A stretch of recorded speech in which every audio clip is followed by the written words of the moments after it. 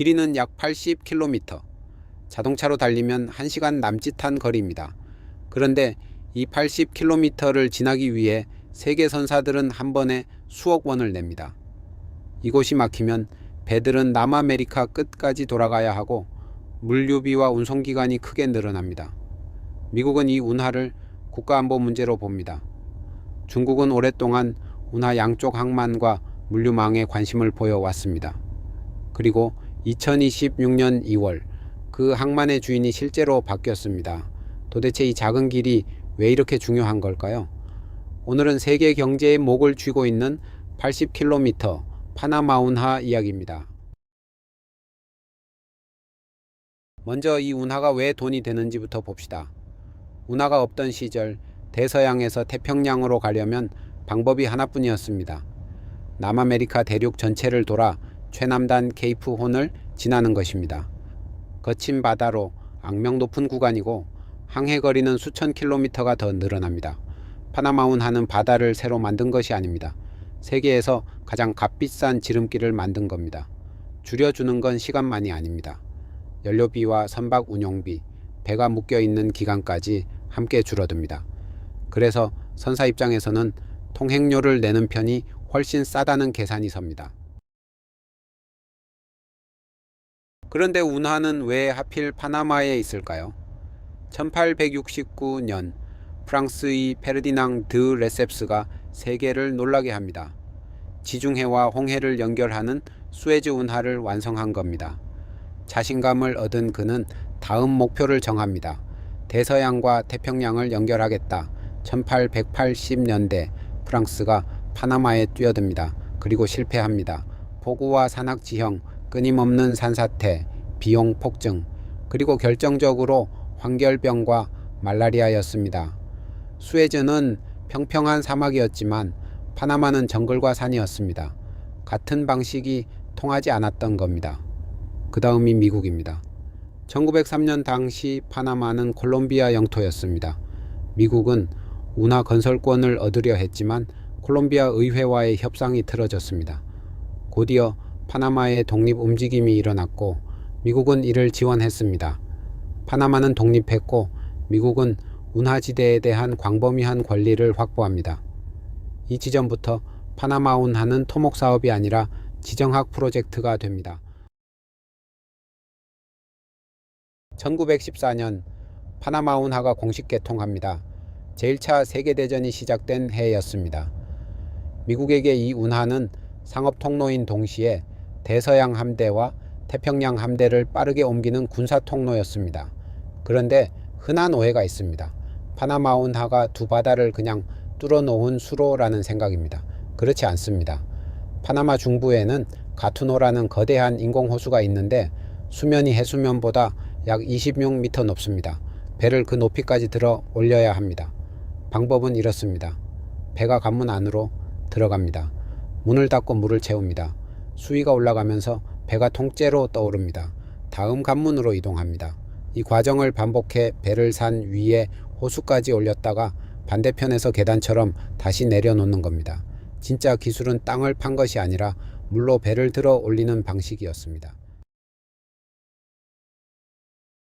그런데 여기서 결정적인 약점이 생깁니다. 관문을 채우는 물은 바닷물이 아니라 가툰호의 담수입니다. 배 한 척이 지나갈 때마다 엄청난 양의 민물이 바다로 흘러나갑니다. 그래서 비가 적게 오면 운하 운영이 흔들립니다. 2023년부터 2024년까지 이어진 가뭄때 통항 제한과 대기 행렬이 크게 부각된 이유입니다. 이 문제는 지금도 진행된 중입니다. 2026년 여름 파나마 운하청은 흘수 제한을 계속 낮췄습니다. 7월 초 49.5피트에서 시작해 8월 26일 48피트, 9월 3일부터 47.5피트입니다. 흘수는 배가 물에 잠기는 깊이입니다. 이걸 줄이라는 건 짐을 덜 실으라는 뜻입니다. 다만 과장은 하지 않겠습니다. 운하청은 이번 조정으로 하루 통항 가후 횟수 자체는 줄지 않는다고 밝혔고 2023년 가뭄 때보다 훨씬 완화된 수준입니다. 그래도 한 문장은 남습니다. 이 운하의 가장 큰 적은 전쟁이 아니라 비가 안 오는 것일 수 있다는 겁니다. 물 문제만 있는 게 아니었습니다. 배가 계속 커졌습니다. 원래 관문 크기에 맞춰 만든 배를 파나막스라고 부릅니다. 운하가 배의 크기를 정해주던 시대였습니다. 그런데 세계 물동량이 늘면서 그 규격으로는 감당이 안 됐습니다. 파나마는 2009년부터 2016년까지 대규모 확장 공사를 합니다. 코콜리와 아과클라라 두 개의 새 관문이 추가됐습니다. 길이 427m, 폭 55m, 기존 관문이 5000TU급을 받았다면 새 관문은 14000TU가 넘는 배까지 받습니다. 배가 운에 맞추던 시대에서 운하가 배에 맞추는 시대로 바뀐 겁니다. 그리고 이 확장은 돈이 됐습니다. 2026년 회계연도 첫 8달 통항 8593회 가운데 2385회가 너파나막스였고 확장 관문이 운하 전체 수입의 절반 이상을 만들어냅니다. 대형선은 한 번 통과에 40만 달러 안팎을 냅니다. 대기가 몰리면 순서를 앞당기는 슬롯 경매가 열리는데 2023년 가뭄 때는 한 척이 240만 달러를 써서 줄을 건너뛰기도 했습니다. 여기서 지정학으로 넘어갑니다. 사실관계부터 정확히 하겠습니다. 중국이 파나마 운하를 운영한 적은 없습니다. 운하는 파나마 운하청이 관리합니다. 파나마 사람 약 9,000명이 일합니다. 논쟁의 대상은 운하가 아니라 양쪽 끝에 있는 항만이었습니다. 태평양 쪽 발보와 대서양 쪽 크리스토발. 이 두 항만을 오랫동안 홍콩계 CK 허치슨 계열이 운영해왔고 중국 영향력 논란이 여기서 나왔습니다. 2025년에는 블랙록 주도 컨소시엄이 CK 허치슨의 글로벌 항만 자산을 약 228억 달러에 인수하려 했습니다. 그런데 2026년 2월 23일 파나마 대법원이 이 항만 운영 계약을 위헌으로 판결합니다. 그날로 운영권이 사라졌습니다. 발보아는 덴마크 머스크 계열의 APM 터미널스가 크리스토발은 이탈리아 MSC 계열이 임시로 맡았습니다. 파나마 정부는 18개월 안에 국제 재입찰을 하겠다고 밝혔습니다. 반응은 갈렸습니다. 미국은 목표를 달성했다는 분위기였고 중국 외교부는 사실을 무시한 판결이며 홍콩 기업의 정당한 권익을 훼손했다고 반발했습니다. CK 허치슨은 국제 중재를 신청하고 최소 20억 달러의 손해배상을 청구했습니다. 파나마 대통령은 어느 쪽 논쟁에도 참여하지 않겠다며 중립을 지켰습니다. 그러면 미국은 왜 이렇게 민감할까요? 이유는 세 가지입니다. 첫째, 미국 동부와 걸프 연안의 물류가 이 운에 걸려 있습니다. 둘째, 해군 함대의 전략적 이동 통로입니다.